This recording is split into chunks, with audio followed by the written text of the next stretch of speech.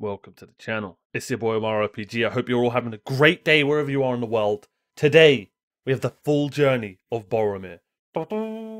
Sorry. We have the full journey of Boromir.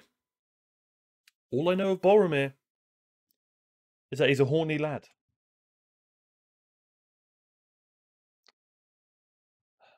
That was a bad joke. But I don't regret a thing. All I know is Boromir is from the movies.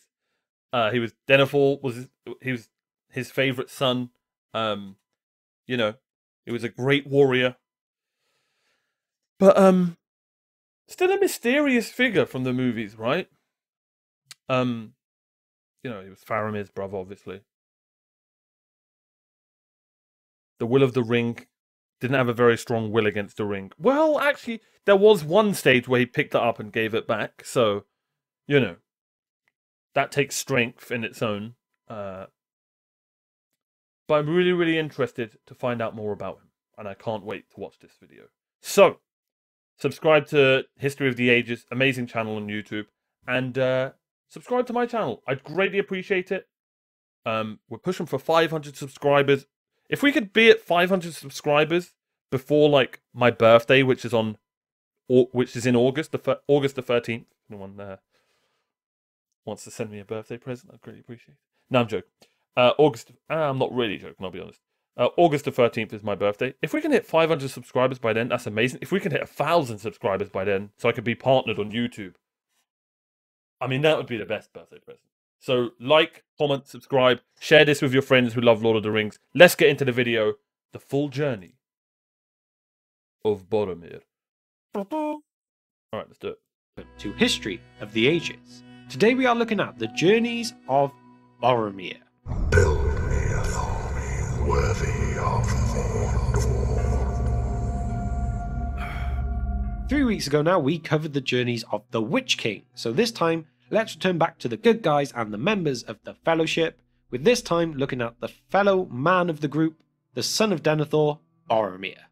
Boromir was a tall and powerful man who possessed great strength and the bravery of many men. He is described as having a noble but fair face, along with dark hair and grey, stern eyes. Boromir was to become a great and respected warrior of Gondor, and this life of a soldier is the one that he was born to have, for he never took a wife, had no children, and always had a much greater interest in war and battles of past years than anything else. Okay. And so, this journey begins in the year 2978 of the Third Age. I genuinely thought that little thing in the background was a fly on my screen. I was like, what the hell? As Boromir is born to Denethor II and Finduilas of Dol Amroth. 5 years later, in the year 2983, his brother Faramir is born. Their father Denethor would always have a preference and greater love for Boromir, which also caused Finduilas to basically have to raise Faramir alone, and along with this she began to weaken over time as the shadow of Mordor grew. This led to the time in 2988 that Finduilas passed away, and so Boromir lost his mother. And from this time Denethor would also become distant and grim, which led to him taking things out on Faramir. And so Boromir, as the older one who loved his younger brother, took up the responsibility of helper and protector of Faramir, even from the age of 10 that he was when she passed. Over the next 30 years, Boromir would grow as a soldier and become one of the greatest commanders of Gondor, after winning and leading many battles against the forces of the Shadow from Mordor. On June 19, 3018, Boromir would have a dream, and this would be very similar to the one that his brother would have as well. Neither could understand too much of the words that came to them, but here is the passage of how Boromir describes it to the Council of Elrond in the Fellowship of the Ring. For on the eve of the sudden assault a dream came to my brother in a troubled sleep, and afterwards a like dream came oft to him again, and once to me. In that dream I thought the eastern sky grew dark, and there was a growing thunder, but in the west a pale light lingered, and out of it I heard a voice, remote but clear, crying, "Seek for the sword that was broken, in Enladris it dwells. There shall be counsels taken, stronger than Morgul's spells. There shall be shown a token, the doom is near at hand. For Isildur's bane shall waken, and the halfling forth shall stand." Wow. Of these words we could understand little, and we spoke to our father, Denethor, Lord of Minas Tirith, wise in the lore of Gondor. This only would he say, that Imladris was of old the name among the elves of a far northern dale, where Elrond half-elven dwelt, greatest of lawmasters. And then, on the next day, June 20th, the attack on Osgiliath by Sauron would begin. This attack was sudden, and the men of Gondor were outnumbered, but Boromir managed to survive. During this battle, the final bridge across the Anduin was destroyed as both Boromir and Faramir defended it. Only these two and two others would actually survive this assault, having to swim away for their lives. And so, the eastern side of Osgiliath was taken by the forces of Sauron, but thanks to the bridge being destroyed, they could not cross the river just yet. A couple of weeks later, now July 4th, the brothers have become eager to set out for Imladris, which they now know to be Rivendell. But as the journey will be long, dangerous, and full of doubt, Boromir decides he must take on this journey alone, and so he sets out for Minas. I wonder how different it would have been if Faramir went with him. Just an extra person in the Fellowship. I wonder. Minas Tirith. Just a thought. It takes What do you until guys think? October the 24th before Boromir finally reaches Rivendell. During that time he passed the Gap of Rohan and travelled north through the lands west of the Misty Mountains. He faced many hardships, for that land had fallen into decay and the north-south road no longer existed except for crumbling remains of the old causeways. Near Tharbad he crossed the Greyflood using a dangerous ford formed by a ruined bridge, and he lost his horse, and so the rest of the way he travelled on foot, arriving finally to Rivendell during the night. Boromir would remain in Rivendell for a time, attending the Council of Elrond and revealing his dream to the others. Here he learns of the likes of Aragorn, the Shards of Narsil, Frodo, the One Ring which he knew to be as Isildur's bane, and much more. He wished to take the ring to Gondor and use it to defeat the enemy from there, but he was turned down, for the One Ring, however much it was the intention to do so, could not be used for good. It was always going to twist deeds and intentions to evil. Boromir decided to join the Fellowship of the Ring for as long as it took them to pass by Minas Tirith for him to return home, and so, on December 25th, 3018, Boromir and the Fellowship leave Rivendell. The Fellowship's first challenge was when they reached Caradhras. Here Boromir gave the advice of carrying a faggot of wood, which ended up being a saving grace for the company as they got caught in a blizzard. It got so bad, in fact, that both Boromir and Aragorn had to physically carry the hobbits back down the mountain when they realised that the Redhorn Pass was unpassable. From here, Boromir suggested the Fellowship should travel south down to the Gap of Rohan or the Isen so that they could then go through the lands to the south. However, this was declined by Gandalf, saying how due to Saruman that would no longer be a safe passage. It ended up being thought that they should instead pass through the mines of Moria. Boromir was 100% against this idea, I don't blame and him. said the only way that he would take that pass was if all 8 other members voted against him, which they did. So now, Boromir and the Fellowship reached the doors of Durin, and he grew angry as despite being forced to come this way, Gandalf did not actually know the password so that they could enter. And in his frustration he threw a stone into the waters nearby, and so woke up and alerted. It was Boromir? Poor bloody Peregrine, man. I could have sworn in the movies they made it... They made it Peregrine who done it. Was it Merry or was it Pippin? God, I always get them mixed up. Don't... I'm sorry, they look exactly the same. Never mind. They should have just... Why didn't they just make it Boromir? I guess they wanted Boromir to look really cool and calm and composed, right? Unless I'm completely forgetting it and it was actually Boromir who done it. The Watcher in the water.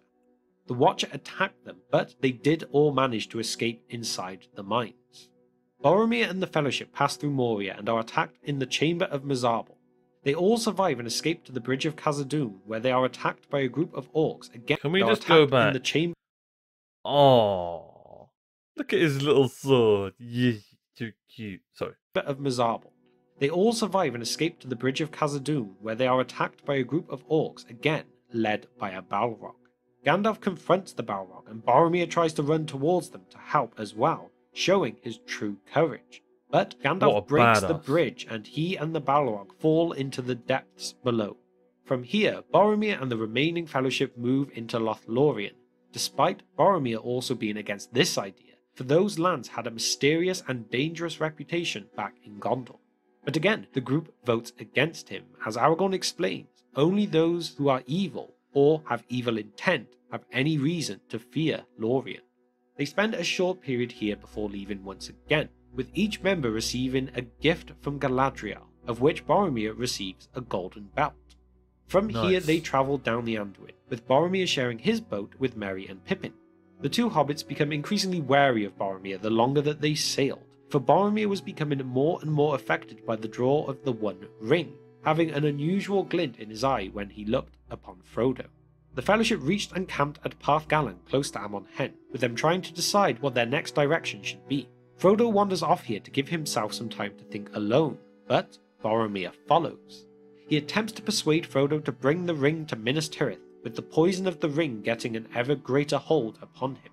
Boromir would become enraged and even try to take the ring from Frodo, but Frodo managed to put on the One Ring and escape his grasp. As Frodo got away, Boromir became overwhelmed with the realization of his actions. He is appalled at himself. He weeps, and he calls for Frodo to come back and for his forgiveness, but it is too late. Upon returning to the others, Boromir does not reveal the whole truth of what has just happened, and then when Merry and Pippin go off in search of Frodo, Boromir is sent to watch out for them and guard the two hobbits. When Boromir finds the two, they have been surrounded by a group of orcs, and so Boromir initially saves Merry and Pippin from the situation. Boromir killed many orcs, but when it seemed like things were easing, even more orcs attacked. Boromir blows on the Horn of Gondor, doing all he can to protect the hobbits, but arrows are shot at him and pierce his body. Not that this immediately stops him, as it takes many arrows to finally bring him down. The orcs take Merry and Pippin captive, and Boromir is left to die where he fell. Aragorn manages to find Boromir before he does pass, and Boromir reveals the truth of what happened between him and Frodo. He asked for forgiveness, for he gave in to the power of the ring, which Aragorn gladly does before he takes his final breath. And so, on February 26, 3019, Boromir, son of Denethor, passes on, dying the way that sums up his character, Salutes in the fighting comments. evil and defending the more vulnerable. Although he gave in to the temptation, He redeemed himself 100%. If it wasn't for the Hobbit that he didn't do well by, he saved the other two. Well, he's technically he didn't save them; they still got taken. But he tried his damn best. and his will They would could have not died, resist, probably, he was still instead a of getting powerful captured. warrior, a great leader, and a good man. His body would be sent over the falls of Rauros on a funeral boat. Such a good scene. Such a good scene. I love that they kept that in the movies. Love that they kept that in the movies. As Aragorn and Legolas sing a lament for him. Also, after 3 days, his brother Faramir would see, or potentially just imagine, a boat sailing past him as he heard a blast from the Horn of Gondor, bringing the devastating news to his family.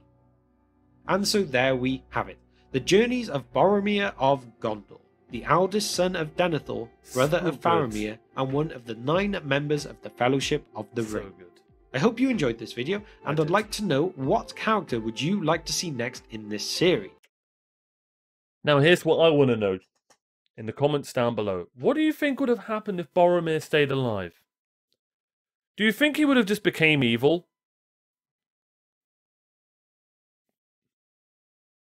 Or do you think he would have helped a lot on the journey? He 100% would have helped a lot on the journey. He probably would have obviously carried on with... he probably would have just joined Legolas, Gimli and Aragorn on their journey. But he always seemed to be against the Fellowship. Whatever they said, he'd try and do the opposite. Or want to do the opposite. Or maybe they were just against him. You never know, right? Great, amazing character, though. I wonder what... Let me try and guess. So, what I think would have happened is... I think eventually he would have tried to take the ring again. I'll be honest. His dad probably would have been like, get the ring or something. Because we saw how nuts his dad was in the movies. Maybe he would have turned him down. Maybe he would have turned him down. Just a thought. Let me know what you guys think. True fans know that Boromir travelled across the mountains of New Zealand dressed in only his cape, tunic, and Corpus sunglasses. Boromir, when he sees the ring, I want to borrow it. Frodo, it's mine. Boromir, my name is Boromir, not Steelmere. I do love a good dad joke, and that was a good one. You get a like, sir. You do get a like. Boromir is a characterization of the term tragic. True. Sean Bean called Boromir his favourite death. Out of the many others, that selfless, noble death. When you're so early, Boromir is still alive. He did redeem himself. It was a heck of a journey. It was one of the parts of the book I enjoyed the most. He never lost his will, even when he walked like 2,000 kilometers in a direction he didn't know. The Rohirrim borrowed him a horse, and he lost it not far from Rohan, and he knew he had to go north and nothing more. Yet he reached Imladris and became an essential of the Fellowship. What a performance it really was. He's afraid of heights and flying. Yeah. I'm afraid of heights, by the way, just FYI. But I'm not afraid of flying. I'm a strange individual. Now, you may say, oh, why are you afraid of heights? I'm 6'4". I'm higher up than most of you. If you're taller than me, then, well, we just won't get along. I don't get along with people who are taller than me. I'm sorry, it's an ego thing. And on that note, thank you so much for watching. I really, really appreciate it. Subscribe if you're shorter than 6'4". Well, and if you're over 6'4", then well done to you, I guess. See you next time, guys. Take care. Bye-bye.